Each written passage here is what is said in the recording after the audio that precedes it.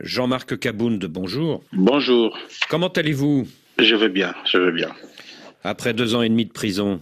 Oui, bien sûr, je me porte bien. Vous savez, on a enduré cette situation, mais pour l'instant, je peux vous dire que je me porte bien. Est-ce que la prison vous a changé? Vous savez, pour le cas qui est le nôtre, nous avons été arrêtés injustement. Et je dirais que ce que nous avons subi allait au-delà d'une injustice. C'était carrément de la persécution. Bon, face à toute situation, il y a toujours une leçon qu'on retient. Cette prison m'a appris 2 choses. Premièrement, le pardon. J'ai appris là-bas qu'il faut pardonner. Et la deuxième chose, c'est la patience. Il faut patienter en tout temps. Parce que lorsqu'on vous condamne à 7 ans injustement, et c'est lui qui vous fait condamner, c'est le président de la République lui-même qui exige à ce qu'on vous condamne. Donc, vous vous dites que les carottes sont cuites et que vous n'avez qu'à patienter jusqu'au jour où vous serez libre. Donc le fougueux Jean-Marc Kabound des années 2020 a changé.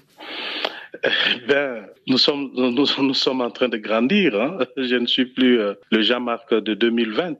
Il s'est passé 5 ans déjà. Je crois que nous sommes en train de nous battre pour atteindre cette maturité qu'il nous faut pour apporter les changements que notre peuple attend dans ce pays. Et donc, je suis en train de faire beaucoup d'efforts en fait d'atteindre cette maturité qui pourra m'aider à gouverner, à gérer bien ce pays demain. Le 1er septembre dernier, une révolte dans la prison Makala de Kinshasa a provoqué officiellement la mort de 129 détenus. Vous étiez vous-même détenu ce jour-là dans cette prison. Qu'est-ce qui s'est passé réellement ? En réalité, il n'y a pas eu 127 morts. Ce bilan est totalement faux. La vérité est qu'il y a eu près de 2000 morts. D'ailleurs, les bilans de l'administration carcérale qui est restée cachée faisaient état de 1500 morts. Mais pour nous, les prisonniers, parce que ce sont les prisonniers qui ramassaient les corps, qui les entassaient, qui les chargeaient dans des camions pour les évacuer, donc le bilan était de 2000 morts.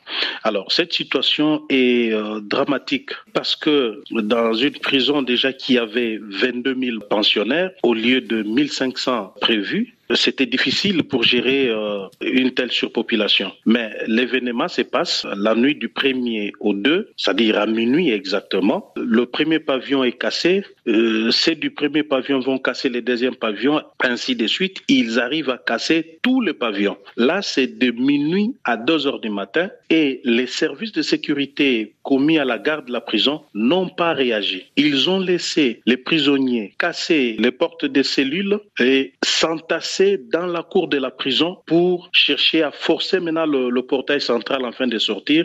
C'est là que les services de sécurité vont intervenir, mais cette fois-là, sans sommation, ils ont tiré dans la foule, faisant des milliers de morts. Donc ici, je dénonce et je condamne l'attentisme de nos services de sécurité. Alors que s'ils étaient intervenus à temps, ils auraient empêché les prisonniers du pavillon 7, qui étaient moins d'1 millier, à casser d'autres pavillons, faisant maintenant une grande foule qui était difficilement gérable par les services de l'ordre. En plus, ces gens n'ont pas pu tenir compte des femmes qui étaient incarcérées à Makala parce qu'ils savent bien que chaque fois qu'il y a tentative d'évasion, les prisonniers se dirigent toujours dans le pavillon des femmes pour violer. Et je vous dis que mon pavillon était juste à côté du pavillon des femmes. Nous avons vécu des choses horribles. 400 femmes ont été systématiquement violées par des milliers de prisonniers. Alors que la porte de sortie de ces pavillons donne directement à quelques mètres de là où les services de sécurité ont leur campement. Ils n'ont pas tenu compte de ça, ils ne sont pas venus intervenir. Ils ont laissé tout cela se passer et comme solution, c'était tirer dans la foule sans sommation pour faire des milliers de victimes. Et vous-même, comment avez-vous survécu ? J'ai survécu par la grâce de Dieu parce que le pavillon 8 où j'étais logé était aussi cassé, contrairement à d'autres cas d'évasion qui ont eu lieu dans les temps à Makala. Le pavillon 8, considéré comme VIP, n'a jamais fait l'objet de ce genre de choses. Mais pour cette fois-là, le pavillon 8 a été cassé, les prisonniers violents avaient pénétré à l'intérieur, pillant, cassant tout à leur passage. Bon, j'ai eu la vie sauve parce que les autres pensionnaires qui étaient avec moi moi, ont estimé que je ne pouvais pas rester visible. Ils sont allés me cacher dans une chambre qui était petite, qui n'a que 4 pensionnaires. Heureusement pour moi, cette chambre a une porte blindée. C'est là que j'ai eu la vie sauve. Et vous dites qu'il y a un rapport de l'administration pénitentiaire qui parle de 1500 morts ? Justement. Et ce rapport, vous l'avez vu ? Il n'a jamais été rendu public, il est resté confidentiel. Mais vous savez, nous étions en contact permanent avec les agents pénitentiaires qui nous ont fait savoir que réellement pour eux, ils avaient dénombré 1500 morts, alors que ce n'était pas vrai. C'est au-delà de 1500. Et ces agents pénitentiaires vous ont dit qu'il y avait un rapport de l'administration pénitentiaire parlant de... Justement, ça je le confirme. Ça ne pouvait pas manquer. L'administration pénitentiaire ne pouvait pas manquer de faire un rapport réel à ce gouvernement. Rapport qui reste secret aujourd'hui. Justement. Alors à la suite de ce drame, les autorités politiques ont promis une amélioration des conditions de vie à Makala. Est-ce que de fait, ça va mieux aujourd'hui dans cette prison centrale de Kinshasa ? Pas du tout. Vous savez, ce gouvernement est habitué à faire des déclarations pour la consommation du public, alors qu'en réalité, rien n'est fait. Je dois vous dire ici que les prisonniers de Makala sont relégués à une existence indigne d'un être humain. Et vous dites qu'il y a plusieurs morts par jour, c'est ça ? Justement, vous savez, je commence par l'année 2023 et 2024. Pour ces 2 années-là, la moyenne des décès était de 10 morts par jour. Mais il arrivait des jours où on pouvait atteindre 30 morts par jour. Vous vous rendez compte ? À cause de la surpopulation dans les cellules. Justement, oui, il y a plusieurs raisons qui justifient cela. La surpopulation, le manque de soins médicaux, la nourriture qui manque. Il y a pas mal de raisons qui font à ce que ce nombre de décès puisse en tout cas être vrai. Longtemps, Jean-Marc Kabound, vous avez été l'un des principaux compagnons de Félix Tshisekedi.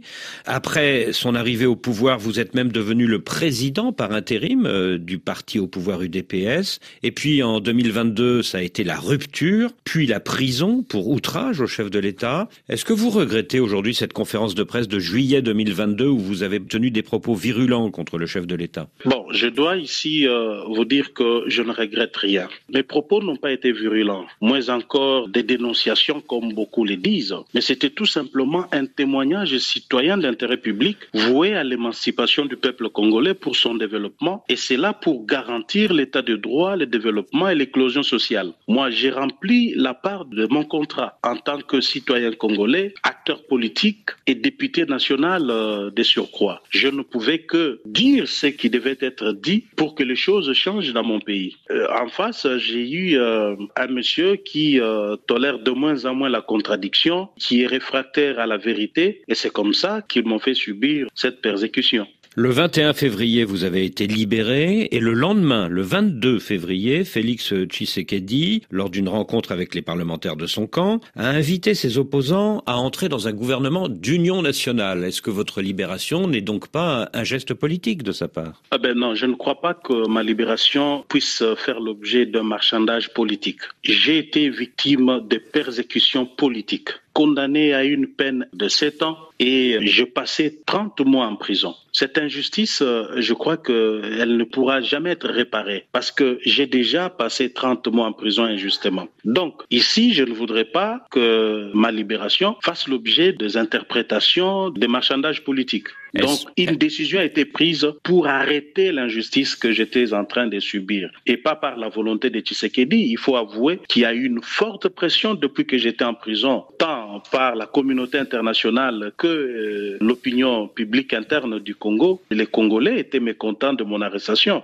Sur les réseaux sociaux, dans les médias, les Congolais ne faisaient que dénoncer l'injustice que je subissais. Je crois que Tshisekedi, faisant face à cette pression, a dû lâcher et je suis heureux aujourd'hui que cette injustice se soit arrêtée, mais je n'ai pas l'intention de croire que cela a été corrigé.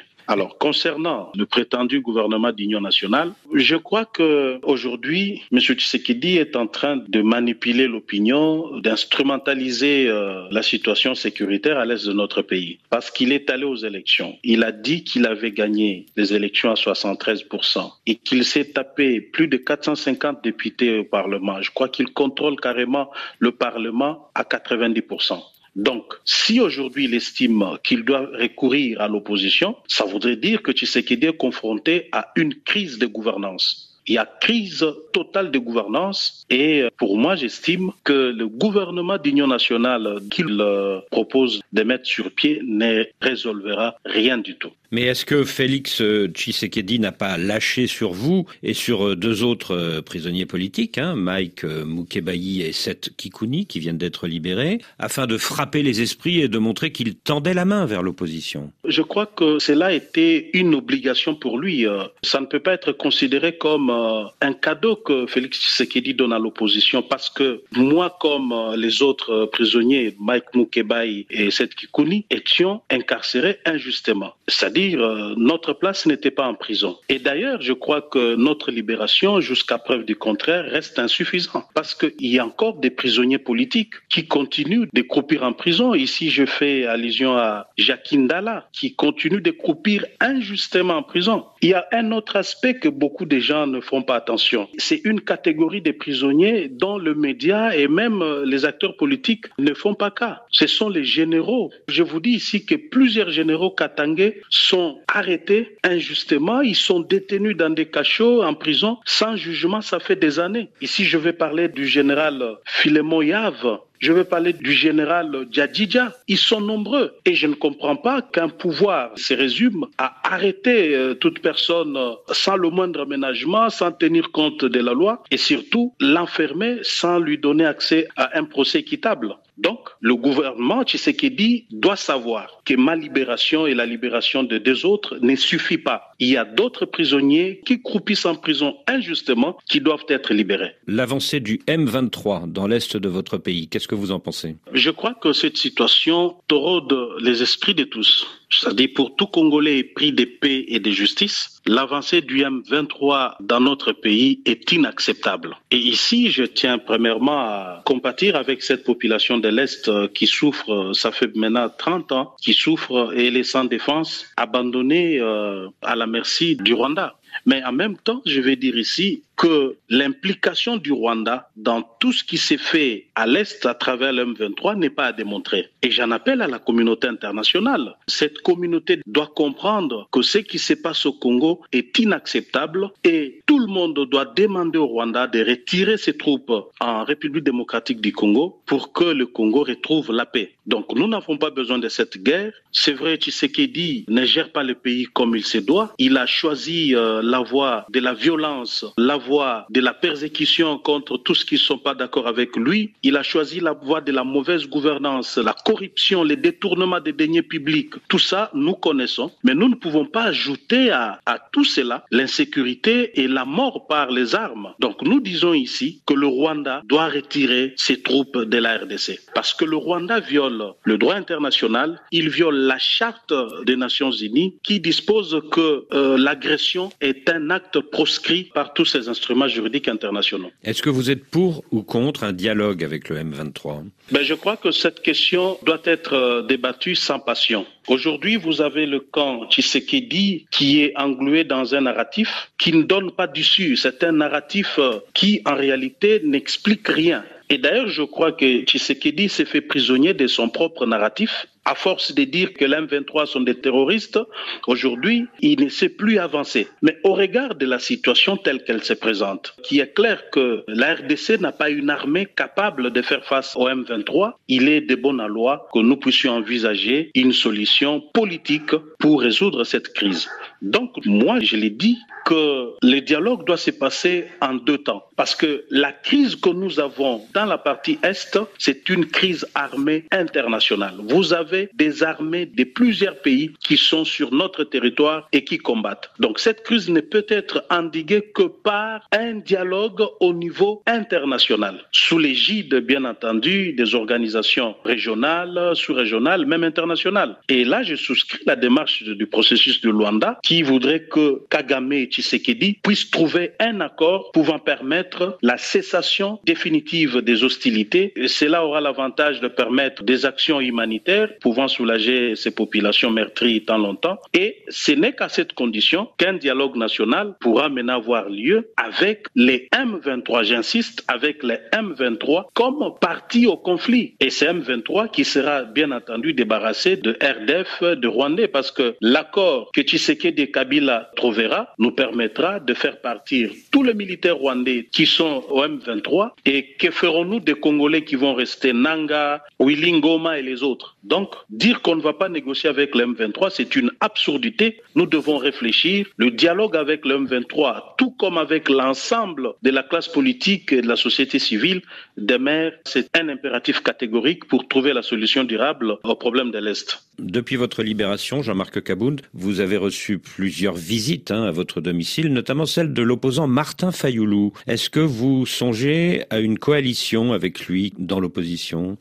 Pour l'instant, je crois qu'il n'est pas question d'une quelconque coalition. Le pays est agressé. Nous voulons d'abord nous mettre ensemble, réfléchir pour faire une proposition à la crise. Nous voulons, nous, en tant qu'opposition, donner notre contribution à la résolution de cette crise. Se mettre ensemble pour produire un programme commun, une candidature commune, ça viendra après. Nous ne pouvons pas parler de ces choses-là tant que notre peuple est en train de mourir. Pour l'instant, la priorité, c'est la paix à l'est du pays. Mais vous réfléchissez, avec Martin Fayoulou et d'autres opposants, à une initiative commune, c'est ça ? Bien entendu. D'ailleurs, nous devons déjà réfléchir sur ça parce que le régime Tshisekedi, qui est un régime finissant, doit laisser la place de 2028 et l'opposition ne va pas refaire la même erreur qu'en 2018 où elle est allée diviser et une partie a pris le pouvoir visiblement sans programme réel, sans vision pour diriger le pays. Mais cette fois-ci, le Congo a tant souffert. Le Congo a besoin des dirigeants honnêtes, des gens qui vont accéder au pouvoir pour travailler afin de pouvoir donner le changement attendu par notre peuple. Et vous êtes en contact également avec l'ancien président Kabila ? Je crois que c'est un acteur politique important de notre pays. Je ne vois pas pourquoi je ne peux pas être en contact avec lui. Mais d'ailleurs, moi, je veux même plus loin. Si demain, j'avais l'occasion d'avoir le contact de Nanga, je l'appellerai et je lui parlerai. Je lui dirai ce que je pense de ce qu'il est en train de faire. Donc, je suis là pour parler à tout le monde. Et que diriez-vous justement à Corneille Nangaa, le patron du M23 ? Je lui dirais tout simplement que ce qu'il est en train de faire, on l'a déjà vécu dans ce pays. Avec Mouzé Kabila, on connaît les conséquences. Il doit arrêter de verser le sang des Congolais et revenir vite. Il doit arrêter à travers un cessez-le-feu. Je ne sais pas ce qu'il est en train de faire là, les cessez-le-feu unilatéraux et qui finalement 2 jours après c'est lui-même qui le viole. Mais il doit décréter un cessez-le-feu et le gouvernement, je crois que dans sa position actuelle, ne pourra pas s'y opposer pour accepter d'intégrer le processus du dialogue en fin d'une résolution pacifique de ces conflits. Alors vous dites que Félix Tshisekedi doit laisser la place en 2028. Qu'est-ce que vous pensez du projet de nouvelle constitution ? Non, ça c'est une vaste blague. C'était une vaste blague et j'ai dit que Tshisekedi m'a déçu. C'est vrai qu'il m'avait déjà déçu. Je l'avais exprimé lors de mon point de presse du 18 juillet 2022, mais je ne pouvais pas m'attendre à cela. Changer la constitution pour briguer un 3e mandat, c'est une insulte à notre combat. C'est fouler aux pieds le combat de Etienne Tshisekedi. C'est cracher sur la mémoire de tous nos martyrs, tous ceux qui sont morts pour la démocratie, l'état de droit et l'alternance pacifique. Je crois que Tshisekedi avait perdu la tête. Je crois que cela n'est ni moins ni plus un coup d'État constitutionnel. Donc Tshisekedi a commis l'erreur. Je crois que cela restera comme une tache noire que personne n'oubliera à son passage à la tête de ce pays. Si demain, Jean-Marc Kabound, le pouvoir libère les généraux actuellement en prison et renonce à son projet de changement de constitution, est-ce que vous pourriez accepter d'entrer dans un gouvernement d'union nationale avec Alliance pour le changement ? Donc j'ai dit déjà d'entrée de jeu que je ne suis ni demandeur ni preneur de ces gouvernements. Le problème n'est pas seulement celui des arrestations. J'aimerais bien que ces généraux katangais recouvrent leur liberté et tant d'autres prisonniers politiques que je venais de citer ici, mais ça c'est une manche du problème. Un autre problème restera celui de la vision. Parce que si aujourd'hui il est question que nous puissions être ensemble, cela ne doit pas être du fait de la volonté d'un individu qui veut sauver sa peau, qui veut sauver son pouvoir et Et en fin de compte, nous tous ici, nous allons accompagner quelqu'un, un individu qui est Tshisekedi. Non, cela ne pourra pas se passer ainsi. Donc la gouvernance doit être basée sur un programme, sur une vision claire, et je ne vois pas Tshisekedi aujourd'hui garantir cela, premièrement. Et deuxièmement, Tshisekedi n'est pas un homme de parole. Tshisekedi ne respecte pas ses engagements vis-à-vis des autres. C'est vrai qu'il peut, dans un forum, dire voilà, j'accepte, ça sera ainsi, et puis demain, tout porte à croire que Tshisekedi va se rebuffer et jeter tout dans la poubelle et se comporter comme il s'est toujours comporté. Donc pour moi, je n'ai pas de garantie que Tshisekedi pourrait changer pour être ensemble avec lui. Et je considère que cela est derrière moi. Est-ce que vous vous êtes parlé avec Félix Tshisekedi depuis le 21 février ? Non, pas encore. Mais c'est prévu, hein ? Non, moi je n'en ai pas l'intention, je ne trouve pas l'intérêt de lui parler, mais si lui le désire, je ne lui fermerai pas la porte, je lui dirai ce que je pense. Comme je vous ai dit ici que les jours que j'aurai l'occasion de parler en Nanga, je lui parlerai, je n'aurai peur de rien. Et même si Tshisekedi le désire aujourd'hui, et s'il veut me parler, je ne peux pas fermer la porte. La politique nous exige de toujours parler, échanger. Et est-ce que vous vous êtes parlé depuis le 21 février avec sa maman, Marthe Tshisekedi, avec qui vous êtes très liés depuis longtemps ? Non. Depuis que j'étais arrêté jusqu'à ce jour, nous n'avons jamais parlé. Est-ce que vous serez candidat en 2028 ? Bien sûr. Je crois qu'après tout ce que nous avons vécu, après avoir accumulé tant d'expérience, d'opposants, d'hommes clés du pouvoir et aujourd'hui quitter le pouvoir pour ses convictions, je crois que nous avons suffisamment acquis de l'expérience et de la notoriété qui pourra nous permettre de bien gouverner, de bien gérer ces pays au fait. Donc aujourd'hui, je crois que nous présenterons notre programme, nous présenterons notre vision du Congo et c'est avec ça que nous solliciterons le suffrage de notre peuple pour nous rassurer que nous pouvons faire quelque chose pour ces pays. Je ne me vois pas aujourd'hui donner le meilleur de moi-même, changer ces pays comme je l'entends, comme ministre. Non, je crois que maintenant, moi et mon parti et tous ceux qui voudront se mettre autour de moi, nous sommes en train de préparer un programme de gouvernement qui est basé sur la vision que nous avons pour gouverner autrement demain. Oui, mais vous n'êtes pas tout seul, Jean-Marc Kabound. Il y a Moïse Katumbi, il y a Martin Fayoulou, il y a Joseph Kabila qui vient de revenir sur la scène politique avec sa tribune dans la presse sud-africaine. Oui, l'opposition congolaise a été toujours plurielle. Mais moi, j'ai toujours insisté sur un fait qui est plus important, c'est la transparence et la régularité du processus électoral. Dès lors que nous avons un processus électoral équitable, transparent, nous n'avons pas de crainte que celui qui va l'emporter va normalement diriger le pays. Donc vous êtes confiant à condition que le scrutin soit transparent. Justement.